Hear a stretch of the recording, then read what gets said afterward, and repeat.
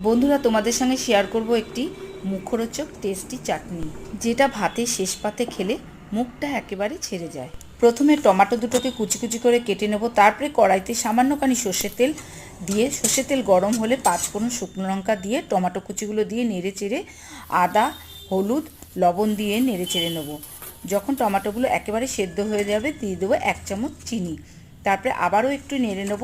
নাড়াচাড়া করার পর জলটা যখন বেরিয়ে যাবে কুচানো আঙুর দিয়ে দেবো। আঙুর দেওয়ার পরে চাটনিটা যখন একটু শুকিয়ে আসবে তখনই ওর মধ্যে দিয়ে দেবো ড্রাই ফ্রুটের মধ্যে কাজু, কিশমিশ, কালো শুকনো আঙুর, একটু লেবুর রস দিলে টেস্টটা আরও চমৎকার হবে। তৈরি হয়ে গেল আঙুর টমেটোর চাটনি। তাহলে বন্ধুরা, এইভাবে বাড়িতে তোমরাও বানিয়ে দেখবে, খুব ভালো লাগবে খেতে। এখানে একটা কথা বলে রাখি, চাটনিটার মধ্যে খেজুর আমসত্ত্ব পড়লে চাটনিটার টেস্ট আরও দ্বিগুণ হবে। আমার কাছে ছিল না তাই দিতে পারিনি। তাহলে আজকের মতন আসি, টাটা।